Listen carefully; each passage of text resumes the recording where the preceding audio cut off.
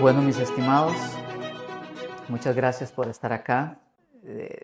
El objetivo nuestro, que era trazar la línea de todo el camino que ha llevado Dios desde el tabernáculo a Cristo, me doy por satisfecho con el tema de hoy, acerca de la obra del Espíritu Santo en el creyente. Y hoy cerramos con la materia.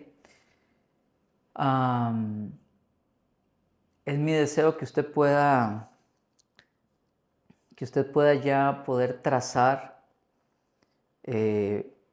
por lo menos lo que es todo el recorrido que Dios hizo. Es mi deseo, repitiendo y repitiendo y repitiendo, que ya usted pueda entender los pasos, los 3 grandes pasos que Dios dio con el que veamos hoy. ¿Ok? Antes de entrar en materia, quiero darles un anuncio que para mí es importante, y es que nuestro ministerio está haciendo una transición, ¿ok? Y yo quiero que usted lo sepa, ¿sí? Y la transición que está haciendo nuestro ministerio es volcándonos a la parte misionera, que es una de las áreas también del ministerio que hay. Hasta ahora nuestro ministerio ha tenido una línea evangelística y de formación, de enseñanza, ¿ok? Por medio de los cursos, por medio de predicaciones, pero ahora nos está movilizando a la parte misionera. Desde el 2022 el Señor nos dio una palabra, una visión acerca de una obra que Él quiere que se haga en otro país. Específicamente nos habló en aquel momento, en el 2022, de Londres, Inglaterra, de una obra que Él quiere que hagamos allá. No es algo que a unos o que a mí o a mi esposa se nos haya ocurrido. De hecho, ni siquiera estaba en el mapa de nosotros pensar en siquiera ir allá, jamás, mucho menos ir a hacer una obra. No, estábamos conformes con lo que estábamos haciendo aquí. Sucede que el Señor nos habla en el 2022 y comienza a inquietarnos hacia Londres. Pasan 2 años.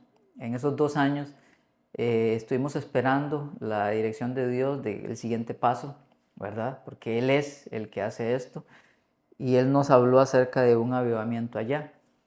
Seguimos esperando a lo largo del 2022, 2023 y en el 2024, 2 años después, nos vuelve a hablar y nos da una fecha para ir, que fue el año pasado, de septiembre a octubre, la palabra fue ir a inspeccionar, a ver el lugar. En ese momento nos dio una tarea y nosotros lo guardamos esto, oramos y el Señor empezó a suplir, porque son viajes bastante caros. Entonces Él suplió. El hecho de que Él supliera sin decirlo fue la señal de que era su voluntad, ¿verdad? Porque la fecha nadie se la dijimos. Y empezó Él a mover personas y se pudo comprar el boleto y más de la mitad del hospedaje, fueron 18 días, sin decir, sin hablarlo, sin nada. O sea, fue un milagro, porque solo Dios, mi esposa y yo sabíamos de la fecha. Hice ese viaje en septiembre del año pasado, fueron 18 días de expedición, fui allá inspeccionando, fui a ciertos lugares. Fue como un reconocimiento y también fue un trato de fe para mí y para mi esposa. Otras personas se unieron, apoyaron en oración, financieramente. Después regresé y todo esto nosotros lo hacemos de la mano de los pastores que son cobertura de nosotros, por supuesto, ¿verdad? Pasaron los meses y luego empezamos a orar junto con el equipo y nosotros. Bueno, Señor, ahora ¿cuál es el siguiente paso? o más bien sabíamos cuál es el siguiente paso, más bien es cuándo dar el siguiente paso. Y ese cuándo ya el Señor lo dio hace como un mes y algo, y Él nos habló de hacer un siguiente viaje, ahora en junio, a finales de junio, con la intención de ir ya con más bien como ahora a buscar el lugar donde va a ser la base de operaciones. Yo sé que suena muy bonito cuando uno lo dice así, suena muy fácil, pero no es fácil y humanamente hablando no es bonito. ¿A qué me refiero? Que es difícil, es otra cultura, todo es de pura fe. Eh, es complejo porque las leyes migratorias son muy complicadas. Es complejo porque eh, allá es muy caro absolutamente todo. Y es muy complejo porque la obra que Dios quiere que se haga es un imposible humano. Solo Él lo puede hacer. Entonces es bastante complejo porque, porque en lo natural uno no puede simplemente decir me voy y ya. Y el Señor lo que está inquietando nuestros corazones, a mi esposa y a mí, y en este caso con apoyo de nuestros pastores, es a trasladarnos allá. Va a ser por etapas, porque como les dije, las cuestiones migratorias son un poco complejas. Y en junio ya viene la segunda etapa, que es primero voy a ir otra vez yo, a buscar el lugar que Dios me diga dónde Él quiere que sea la base de operaciones, donde Él va a comenzar lo que va a hacer. Y el siguiente paso de esa segunda etapa es ya un traslado junto con mi esposa, donde ella va a tener que dar también ese paso de fe. Yo ahorita estoy a tiempo completo en el ministerio, ella está todavía con un trabajo, que trabaja para una empresa, todavía no es de tiempo completo, pero ella también va a tener que dar ese paso de fe. Y en ese momento ya vamos a hacer los dos. Cuando ahora después de que yo vaya, que Dios me indique, ¿verdad?, dónde Él desea que se comience, luego tendré que volver a ir ya con ella. Si Dios lo permite, quizás para inicios del otro año, no sé.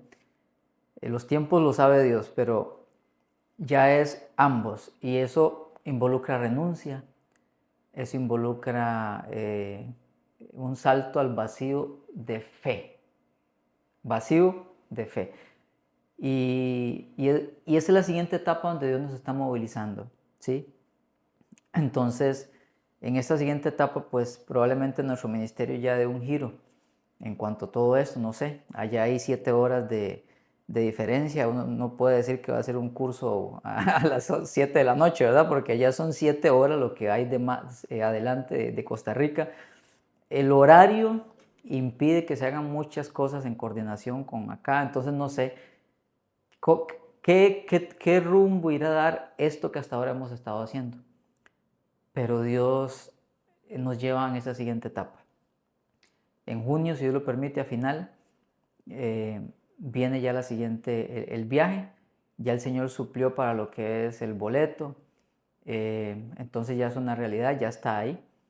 Y eso es lo que viene ahora. Y yo deseo que ustedes estén al tanto de lo que Dios está haciendo con nuestro ministerio, porque la mayoría de ustedes, si no todos, nos han seguido y acompañado por años, a través de cursos principalmente. ¿Sí? Entonces es mi deseo que ustedes lo sepan, que es por donde el Señor nos está llevando. Así que quería darles este anuncio y ahora sí, cierro paréntesis para continuar, ¿ok? Su apoyo es importante, ¿sí? De la forma que Dios le indique. Ahora que estuve allá la primera vez, yo le he contado a unas personas que fue tan valioso. Uno a veces se emociona al principio, ¿verdad? La gente se emociona y da como un apoyo inicial, pero luego pasan los días y ya como que se le olvida a la gente. pero recuerdo que cuando llevaba yo como 10, 12 días que tuve una lucha muy fuerte allá, hubo una o dos personas que enviaron un audio de oración. Usted no se imagina el impacto que tiene eso, que alguien te apoye a la distancia. Eso es muy importante. ¿Ok? Listo, ahí queda entonces. Bueno, vamos a entrar a la clase de hoy. Clase número 7 y última. Padre, yo te agradezco mucho por esta clase de hoy, Señor. Tu gracia la necesito para poder hablar de la manera correcta, porque voy a hablar de tu preciosa persona, Espíritu Santo. Y tú eres tan vasto que cómo puede un simple ser humano abarcarte, y mucho menos en una clase de menos de una hora. Es imposible. Por eso pido gracia para que lo que se deba decir se diga, ni más ni menos. Gobierna esta clase, gobierna mis palabras, unge este video, unge esta clase. Bendice a los que están aquí en este momento y los que están viendo este video grabado ya, Señor, en el nombre de Jesús. Amén. Ok. En nuestro recorrido vimos cómo Dios estuvo en medio de nosotros, luego cómo estuvo con nosotros, y no sé ustedes, pero para mí esta ha sido una hermosa historia que nos revela el amor de Dios hacia nosotros, los seres humanos. Para mí esa es una historia de amor, una historia de bondad, de misericordia. No le encuentro otro nombre. Porque Dios no tiene por qué hacer nada de lo que ha hecho. Él no nos necesita. Y sin embargo, lo ha hecho. Simplemente porque le ha placido. Sí. Y Él dijo en Éxodo, quiero que me siga con atención en esta línea de pensamientos o de palabras. Dijo en Éxodo que habitaría en medio de su pueblo, y para cumplirlo hizo el tabernáculo. En Isaías dijo que iba a venir a morar con nosotros, y lo hizo en la persona de Jesús en los evangelios. ¿Ok? Y hay un versículo hermoso que es el que nos abre a esta tercera etapa de Dios para habitar en nosotros, que fueron palabras de Jesús la noche en la que Él iba a ser apresado, es decir, horas antes de su muerte. En Juan capítulo 13, el Señor está celebrando la Pascua, la última Pascua, está con sus discípulos.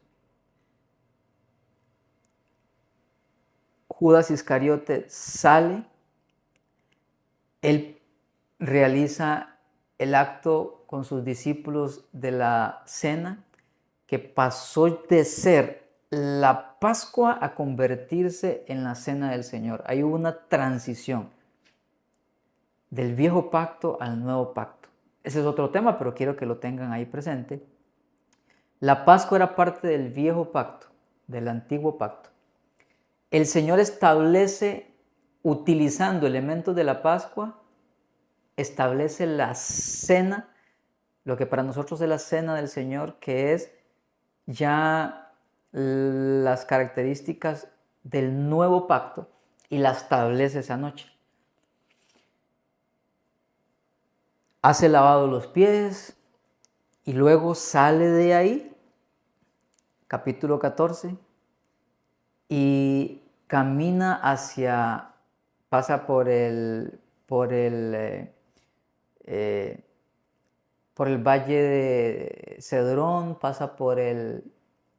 llega al lugar al Monte de los Olivos, Y en ese trayecto, dicen los comentaristas, desde que él termina de hacer la cena hasta el monte de los olivos, que fueron horas, y en ese monte es donde a él lo apresan, es donde llega Judas el traidor con todos los guardias de los fariseos y todo eso, que llegan a apresarlo.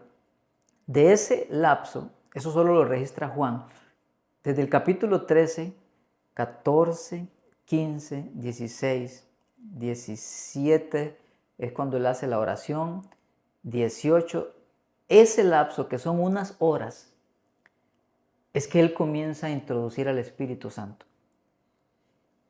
Y unas horas después, en la madrugada, a él lo apresan, se lo llevan, le hacen el juicio injusto, y por ahí de las 6 de la mañana ya establecen el juicio, lo hacen a escondidas, más o menos a las 6 de la mañana del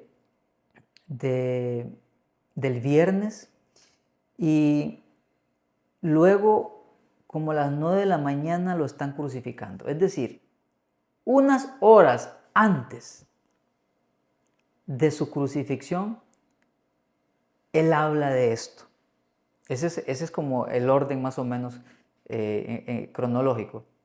Es decir, él esperó hasta el final de su ministerio, de los 3 años y algo, para introducir la siguiente etapa. ¿Cuál? La etapa del Espíritu Santo. La etapa de pasar a habitar en nosotros. Y en ese contexto es que está Juan capítulo 14, versículo 17, y él dice lo siguiente: me refiero al Espíritu Santo. Puedes leerlo todo para que sepas, él viene hablando del Consolador, él entra o mete en escena al Espíritu Santo, a Dios Espíritu Santo, y dice, me refiero al Espíritu Santo, quien guía a toda la verdad. El mundo no puede recibirlo porque no lo busca ni lo reconoce. Aquí viene la parte fuerte. Pero ustedes sí lo conocen porque ahora Él vive con ustedes y después estará en ustedes. Y ahí es donde nos dice la siguiente etapa que estaba en la agenda de Dios. De pasar a estar en medio de nosotros, a estar con nosotros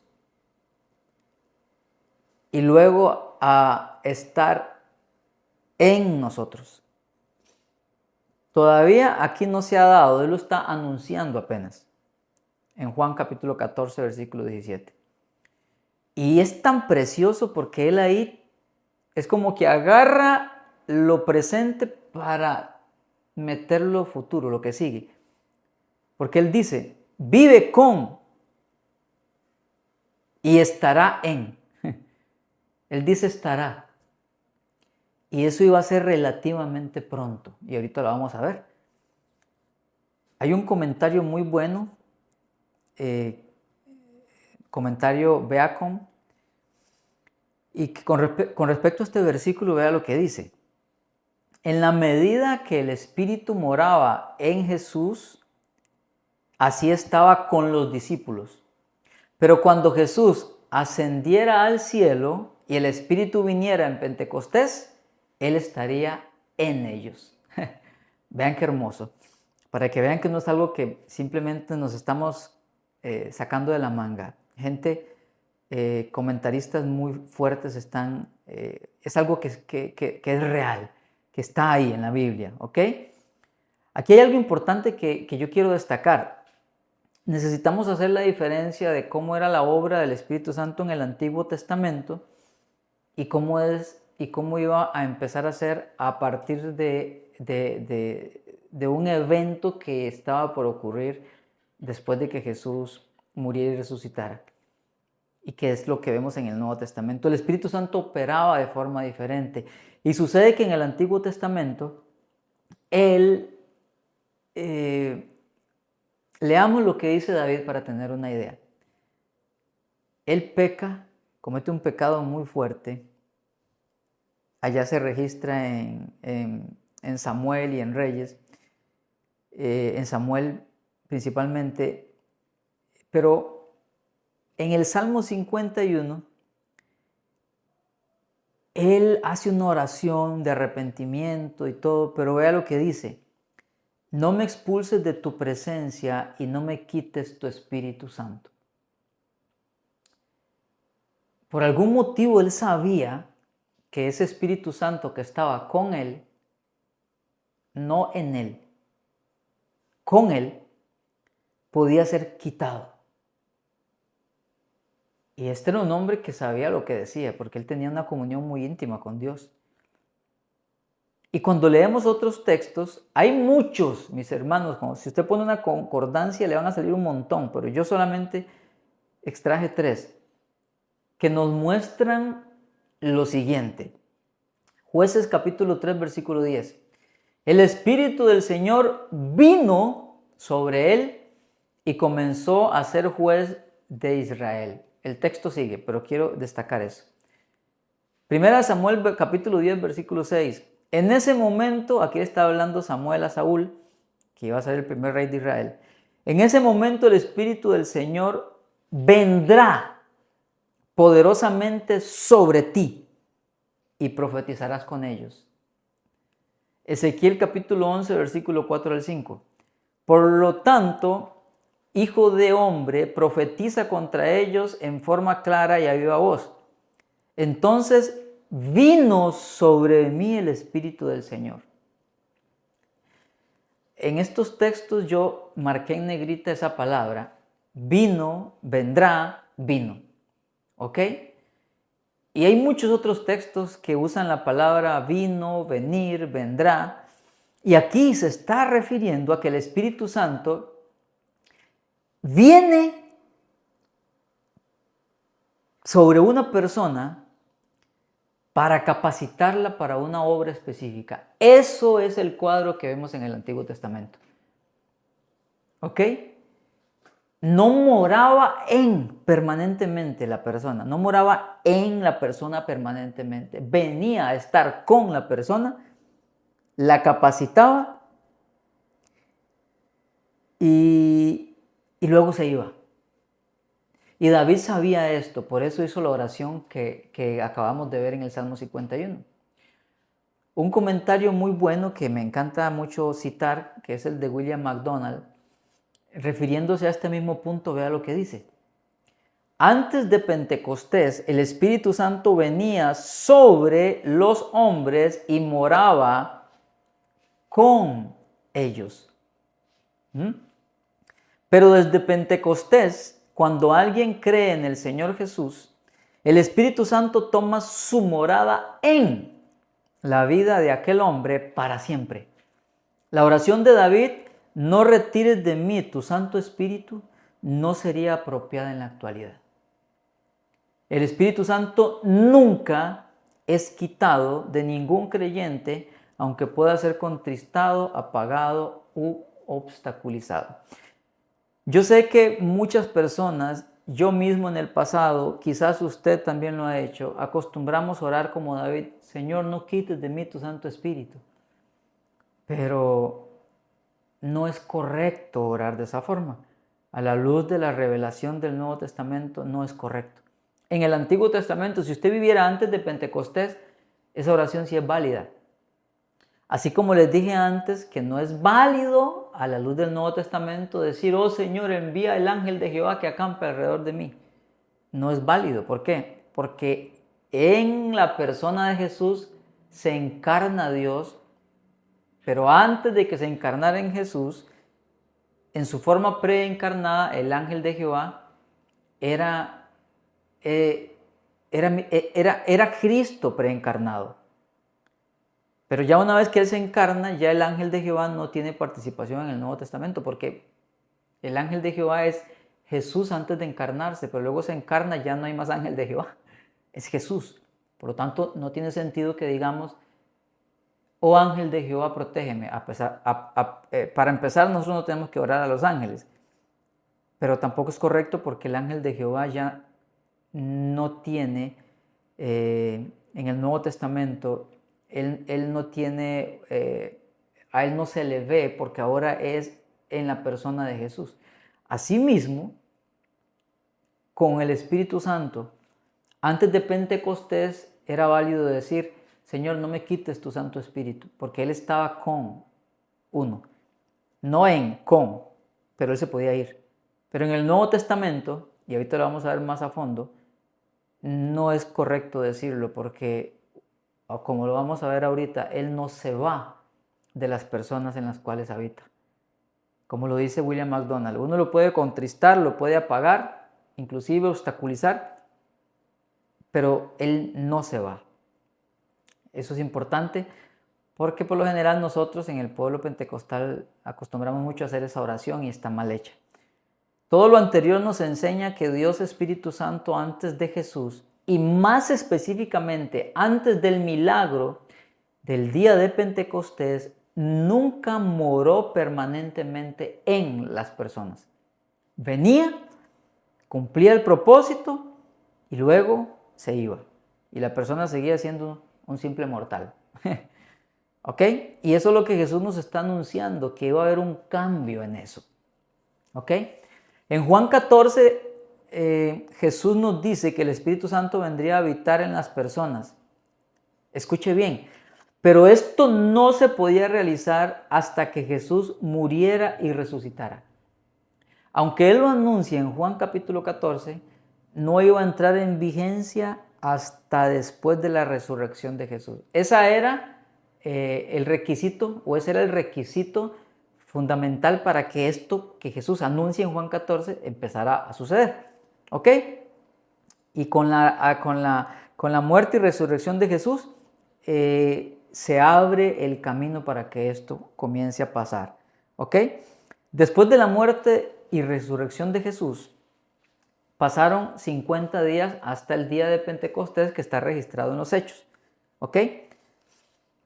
Que fue cuando descendió el Espíritu Santo. Eso está en Hechos capítulo 2. Él descendió, bautizó a los discípulos. Jesús muere, resucita. Desde la resurrección hasta Pentecostés pasaron 50 días. Pero después de la resurrección de Jesús, Él anduvo apareciéndose a los discípulos y a la gente durante 40 días. A los 40 días después de la resurrección, Él asciende, ¿ok? Él se va al cielo. Y desde la ascensión de Jesús hasta Pentecostés pasaron 10 días. Esos fueron los 10 días que los discípulos pasaron orando, buscando el rostro de Dios, porque Jesús les dice allá en Hechos capítulo 1 que no se vayan hasta que venga la promesa del Padre. No se vayan porque el Espíritu Santo va a venir sobre ustedes y van a recibir poder. ¿Ok?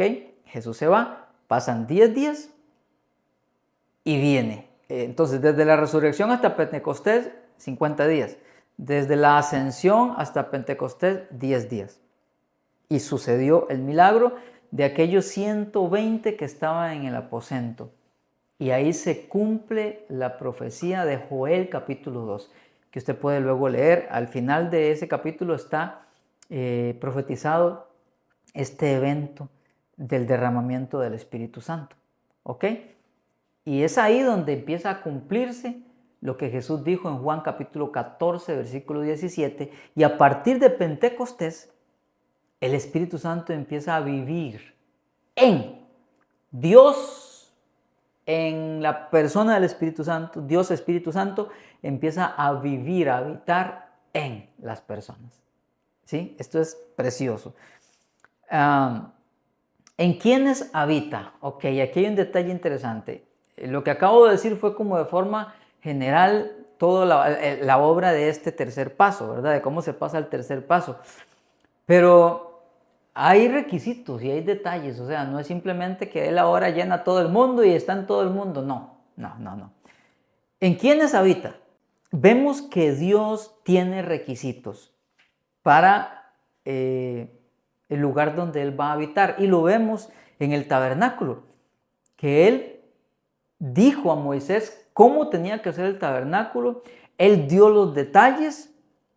Él habló específicamente, es así, es asá, esto, lo otro, tamaños, medidas. Él dijo cómo tenía que hacer.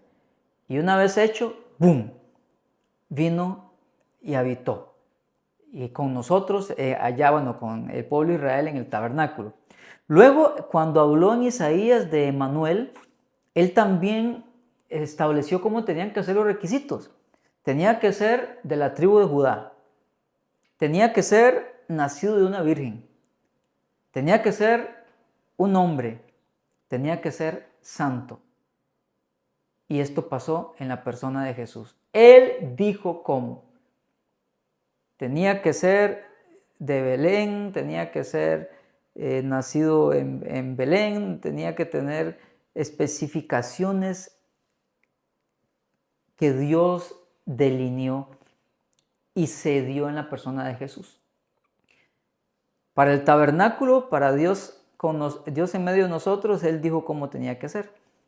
Para habitar en Jesús, Dios habitando en el Hijo, o más bien, Dios Hijo, en la persona de Jesús, tenía que tener ciertas características y sucedió. Pero para el tercer paso también, Dios tiene requisitos. ¿Ok? Dios decide cómo deben de ser las condiciones de aquel lugar, entre comillas, que Él va a habitar, en el que Él va a habitar. ¿Ok? Y con nosotros, que somos como pequeños tabernáculos, Él también tiene requisitos, Él también tiene condiciones. Y es lo que vamos a ver a continuación. Para avanzar, sí necesito hacer un pequeño recordatorio de la clase anterior, y es 2 Corintios capítulo 5, versículo 1, que nos dice que nosotros, nuestros cuerpos, son tabernáculos. ¿Ok? Eso es importante. Esto no lo sacamos de la manga, esto no lo estamos inventando, está en 2 Corintios capítulo 5, versículo 1, donde Pablo está diciendo que estos cuerpos son tabernáculos, son como tiendas. ¿Ok? Entonces, debemos recordar que estas moradas que somos nosotros, o sea, nuestros cuerpos, son comparados, ¿ok?, con tabernáculos que, al igual que nuestro Señor Jesús, su cuerpo fue habitación de Dios. Nuestros cuerpos pueden ser habitados por Dios Espíritu Santo. Usted y yo somos pequeños tabernáculos en los cuales Dios desea habitar. Y esto es gracias a la obra expiatoria de Cristo a favor de nosotros. Ahora sí, el recordatorio era, la Biblia nos enseña que nuestros cuerpos son como pequeños tabernáculos que Dios desea habitar. Pero ¿cuáles son los requisitos? Porque el Espíritu Santo, como ya les dije, no está en todas las personas. Aunque esto está abierto y disponible para todos, Él no habita en todos. Y vea lo que dice Efesios capítulo 1, versículo 13. Ahora ustedes, los gentiles, también han oído la verdad, la buena noticia de que Dios los salva cuando creyeron en Cristo. Además, cuando creyeron en Cristo, Dios los identificó como suyos al darles el Espíritu Santo, el cual había prometido tiempo atrás. ¿Qué te parece? ¿Ok? En este solo texto vemos algunas condiciones que se deben de dar para que el Espíritu Santo venga a habitar en una persona. Y esto es importante. Número 1, oír la buena noticia. No importa la forma en la que usted lo escuche. Si fue en el caso mío, como en el caso mío, en una madrugada viendo la televisión, tuve un amigo que estaba hospitalizado y alguien le regaló un Nuevo Testamento. Otros es que lo invitan a la iglesia. A otros es que un compañero le habla. Otros es que, como sucede inclusive con musulmanes, que el mismo Señor se les aparece y les habla. No importa la forma, pero sí o sí necesitamos escuchar el Evangelio. Las buenas nuevas. 2, al escuchar el Evangelio, El Evangelio habla de Cristo. Cristo es el personaje, o no personaje, Cristo es la esencia del Evangelio. Y el Evangelio nos lleva a creer en Cristo, que este es el segundo paso y el más importante, creer en Cristo. Al creer en Cristo, por escuchar el Evangelio, se da el milagro y ahora el Espíritu Santo viene a habitar. Pero si nosotros hilamos un poquito más fino, podemos ver otros detalles. Por ejemplo, Efesios 1:7. Dios es tan rico en gracia y bondad que compró nuestra libertad con la sangre de su Hijo y perdonó nuestros pecados. Perdonó nuestros pecados. Hechos 2:38. Pedro contestó: cada uno de ustedes debe arrepentirse de sus pecados y volver a Dios y ser bautizado en el nombre de Jesús para el perdón de sus pecados. Entonces recibirán el regalo del Espíritu Santo. Es decir, que si hilamos un poquito más fino, entonces vemos que los pasos o los detalles o los requisitos de Dios son más. Por ejemplo, podríamos decirlo de la siguiente manera. 1, oír que Cristo murió por ellos. Eso es, otra vez, el Evangelio. 2, al oír debo creer en lo que Él hizo. Si no creo, pues estoy frito. Ese es el fundamento de todo, creer en lo que Jesús hizo. Número 2. Número 3, arrepentirse de los pecados. Y número 4, así el Espíritu Santo morará en nosotros. ¿Ok? Ahí vienen otros textos que confirman esto, ¿ok? Me encanta Efesios 2:22. Por medio de Cristo, ustedes los gentiles también llegan a formar parte de esta morada donde Dios vive mediante su Espíritu. Eso es hermoso. De esta manera vemos entonces que Dios... vemos cómo Dios Espíritu Santo viene a morar en nosotros, los nuevos tabernáculos, entre comillas, y cuáles son las condiciones que se deben de cumplir. Aquí hay una aclaración que puse y quiero decirla. El tema de la obra de salvación, de la obra para que el Espíritu Santo venga a habitar, es bastante profunda. Si uno quiere investigarla y meterse hilando fino, es bastante profunda. Y yo, como para que se entendiera, lo hice por pasos, puse esos pasos. Pero hermano, yo quiero que usted comprenda que en la realidad no significa que yo tengo que ir cumpliendo paso a paso. Porque muchas de esas cosas suceden simultáneamente y suceden en un instante. ¿Ok?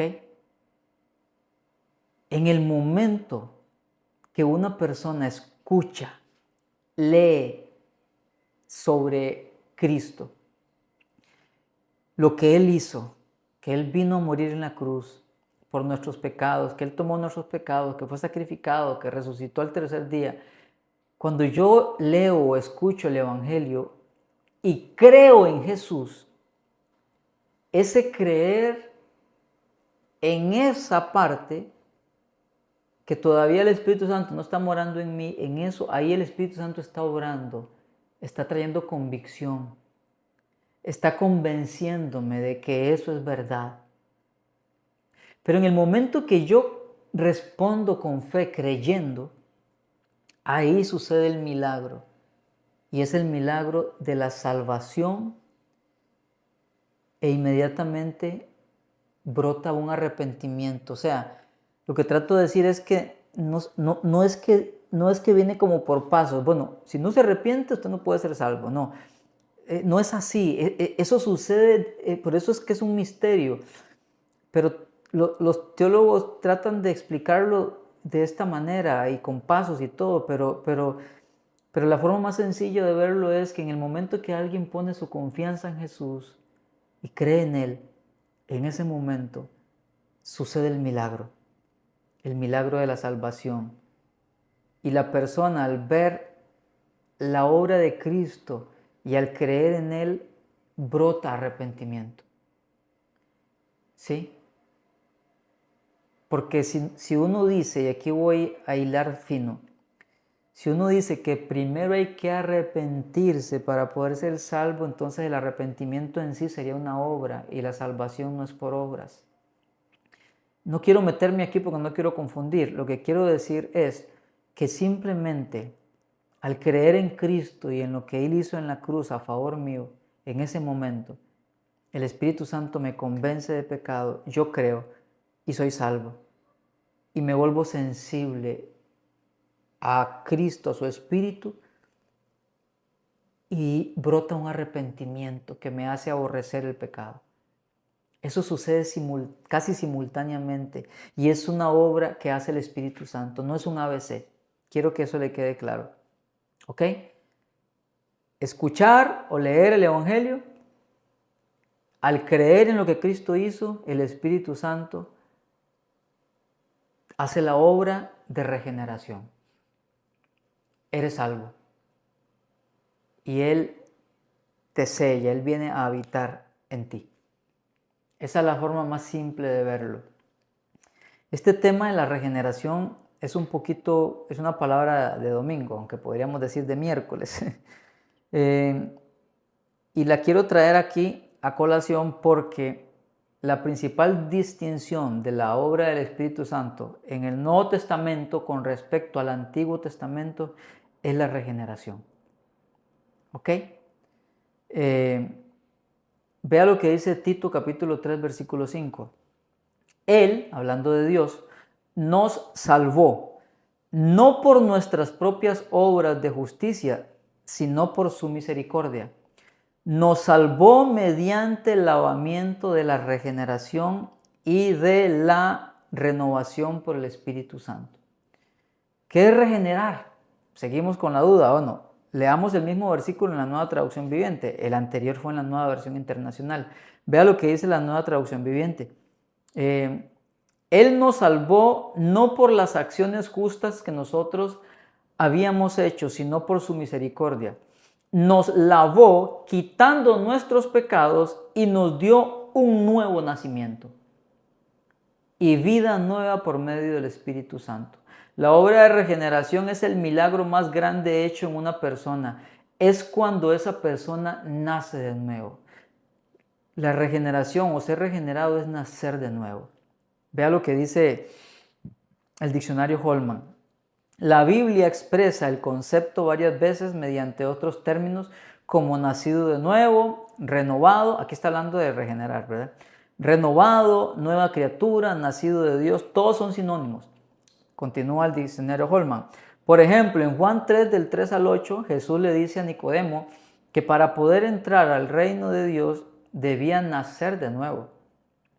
Este pensamiento se repite en 1 de Pedro 1:23. Siendo renacidos, no de simiente corruptible, sino de incorruptible, por la palabra de Dios que vive y permanece para siempre. La Biblia enseña claramente que el hombre debe experimentar recreación. Esta recreación es la regeneración o el nuevo nacimiento. Es recreación espiritual para poder tener una vida, para poder tener una relación con Dios o entrar en su reino. Entonces, ser regenerado es lo mismo que nacer de nuevo. Y es la obra milagrosa que hace el Espíritu Santo cuando somos salvos. Eso es lo que no ocurría en el Antiguo Testamento. Porque para que eso ocurriera, Cristo tenía que morir y resucitar. Por eso es que en el Antiguo Testamento el Espíritu Santo venía, capacitaba a las personas, las habilitaba con poder. A Sansón le daba una fuerza sobrenatural, a Gedeón lo hizo con solo 300 vencer a miles de soldados, a los profetas los hacía profetizar, les daba fe para obrar milagros, a Elías lo hizo correr de una forma sobrenatural, hizo que pudiera descender fuego del cielo. En fin, él venía, capacitaba a las personas, hacían la obra que Dios quería, pero la persona no era regenerada, y al no ser regenerada, porque Cristo, el Cordero perfecto, el sacrificio perfecto, no había muerto todavía, no había resucitado todavía, entonces la persona no podía ser habitada por el Espíritu Santo. Es por esto que el Espíritu Santo puede entonces morar permanentemente en una persona, porque primero la regenera. Cuando una persona cree en Cristo, es decir, nace de nuevo, y esto se refiere al corazón, ¿ok? La persona externamente, físicamente sigue siendo la misma, aunque el semblante le cambia, por supuesto, pero sigue siendo la misma.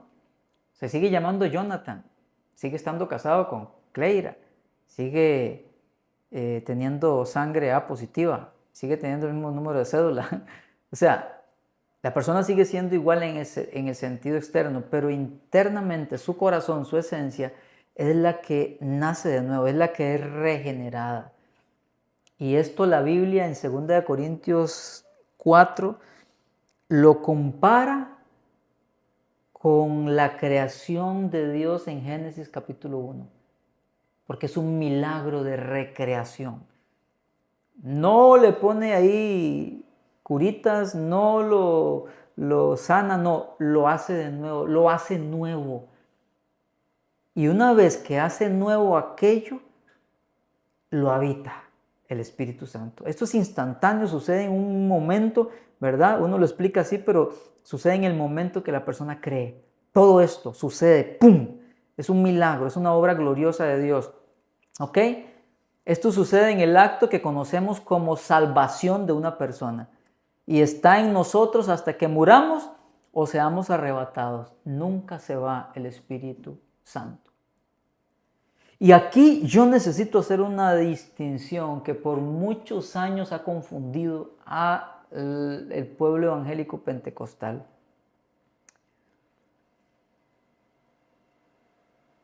No es, ¿cómo lo digo? El Espíritu Santo viene a habitar en una persona cuando la persona es salva. Y luego, al menos los pentecostales, creemos en un bautismo del Espíritu, en una llenura del Espíritu. Pero son cosas diferentes. Porque por años en un sector de la iglesia evangélica pentecostal se ha enseñado que si una persona, por ejemplo, no habla en lenguas, no tiene al Espíritu Santo. Y eso es un grave error teológico. Porque el Espíritu Santo está en toda persona que ha nacido de nuevo. Aunque esa persona no hable en lenguas. Porque son cosas distintas. El acto de la regeneración, el acto del nuevo nacimiento es una obra hecha por el Espíritu Santo. Cuando una persona cree en Cristo y a partir de ese momento el Espíritu Santo habita en esa persona. Pero la gente ha agarrado el evento de Hechos 2 para decir que porque ellos hablaron en lenguas cuando descendió el Espíritu Santo, esa es la norma, pero no es así. No, ahí Él los capacitó y les hizo hablar en lenguas para evangelizar a todos los que estaban ahí. Pero a lo largo del Nuevo Testamento usted no lee tal cosa como que si usted no habla en lenguas no tiene el Espíritu Santo. Una cosa es tener al Espíritu Santo, otra cosa es la llenura del Espíritu Santo. ¿Ok? Yo puedo ser nacido de nuevo, tener al Espíritu Santo porque Él está en mí, dice Efesios, ahí está, capítulo 1, versículos 13 y 14. Cuando creyeron en Cristo, Dios los selló con su Espíritu, punto. El único requisito para que el Espíritu Santo venga a habitar es creer en Cristo. De todo corazón, por supuesto, ser salvo, ¿verdad? No ahí ser un disfrazado, no, ser genuinamente, haber nacido de nuevo, ahí está el Espíritu Santo. Él puede estar aquí en mí porque yo soy nacido de nuevo. Y sin embargo,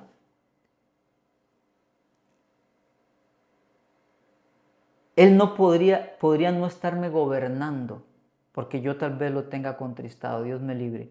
Pero un cristiano puede ser genuinamente cristiano, tiene el Espíritu Santo, pero tener al Espíritu contristado. Es decir, el Espíritu Santo no lo gobierna, no lo llena. Cuando el Espíritu Santo llena a alguien, eso es el equivalente a decir que lo gobierna. Que esa persona, y de hecho ahí Tito lo dice,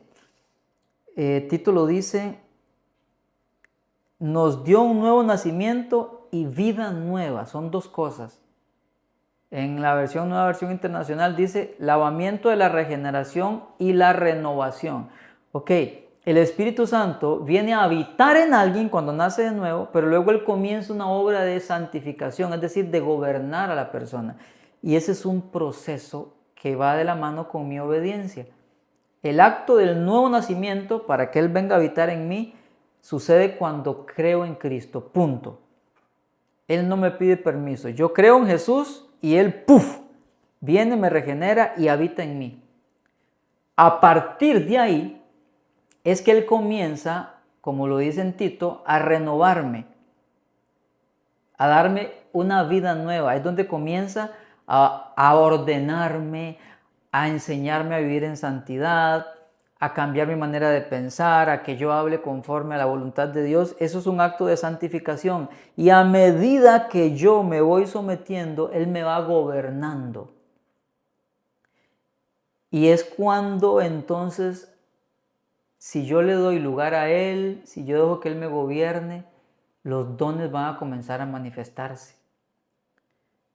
En ciertos casos, como 4 que se ven en Hechos, Él, en el momento en que la gente nace de nuevo, ¡buf!, los bautiza y se manifiestan dones, sí. Pero a lo largo de la Biblia se ven muchos otros casos donde solo se habla de que Él viene a habitar. Cuando nacen de nuevo, los hace nacer de nuevo, habita en ellos, pero luego nos habla aparte de los dones, que son dones que Él reparte y se manifiestan a medida que Él nos llena, que nos gobierna. Yo puedo tener un don de ciencia, por ejemplo, pero ahorita no se manifiesta. No tengo un botón rojo o un botón azul que cuando lo aprieto el don de ciencia entra en función. No, porque operan por el Espíritu Santo. Cuando Él sabe que se requiere, Él me llena, me gobierna. Si yo vivo en santidad, en obediencia a Él me gobierna y manifiesta el don. Es como si fuera que cuando Él me llena es como que le da combustible al don, energía al don y se manifiesta.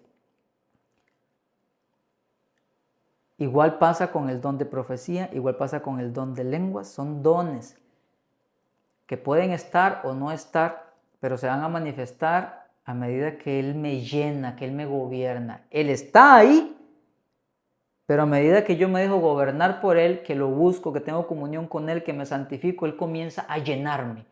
Es como si fuera una represa que está ahí, pero que cuando se abren las compuertas, sale aquello. Él está en mí, pero a medida que yo obedezco y camino en santidad, Él comienza a gobernarme y a manifestarse los dones. Pero yo puedo contristarlo. Efesios capítulo 4 lo dice. Si soy una persona enojadiza, si soy una persona busca pleitos, si soy una persona que solo ando en obras de la carne, si soy una persona que deja que el enojo lo controle, entonces contristo al Espíritu Santo. Él no se va a manifestar. Está ahí, eres salvo, pero Él no se va a manifestar, porque no te está gobernando, porque no eres obediente. Son dos cosas diferentes. Una es que Él habite en, y esto lo hace en todo cristiano nacido de nuevo, y otra cosa es que Él te gobierne, te llene, y que se manifiesten dones. Son dos cosas aparte. El hecho de que usted no tenga tal o cual don no quiere decir que el Espíritu Santo no esté en usted. Si usted es nacido de nuevo, el Espíritu Santo está en usted. Quiero que esto, por favor, te quede claro, porque se ha confundido a mucha gente y es antibíblico. Entonces, llegando al final de este precioso recorrido, podemos resumir todo lo visto de esta manera. 1. Dios habitó en medio de nosotros utilizando el tabernáculo. 2. Dios Hijo habitó con nosotros en la persona de Jesús. 3. Dios Espíritu Santo habita en nosotros hoy en día cuando somos salvos. Ese resumen está precioso. Está precioso. Gloria a Dios, Él habita en todo aquel que cree de todo corazón en Jesucristo. Y me encanta, en 3 líneas se resume todo el curso. Y después viene una preguntota para ti. ¿Ya habita Dios Espíritu Santo en ti? Padre, yo te agradezco mucho en el nombre de Jesús por este curso, por esta clase. Es hermoso. Desde el tabernáculo a Cristo, ahora somos habitados por ti. Tantos años, tanto recorrido, tanto, tan paciente que fuiste, tan misericordioso. Todo lo hiciste, tantas cosas, tantos milagros, tanto para llegar a habitar con nosotros. Al igual como cuando estabas en Edén con Adán y Eva, pero todavía de una forma más perfecta. Y lo único que puedo hacer es alabarte y darte las gracias, Señor. Gracias por este curso que me ha enseñado el gran amor que tú tienes por nosotros. Gracias, Padre. Gracias, Hijo. Gracias, Espíritu Santo. Te amo, haz que estas verdades corran y que lleguen a muchas personas para que te alaben y te exalten. Te doy la gloria por estas 7 clases. Solamente somos vasos, nada de esto es nuestro, simplemente pusimos en papel lo que tú nos diste. Y yo sé que se pudo haber hecho más, yo sé, pero creo que lo que está escrito es lo que tú querías en estas hojas, que tú querías darnos, y te agradezco mucho por eso. Gracias, gracias. Te doy la gloria y la honra, el tributo es tuyo, mi Señor. Que el Señor te bendiga mucho y finalizamos.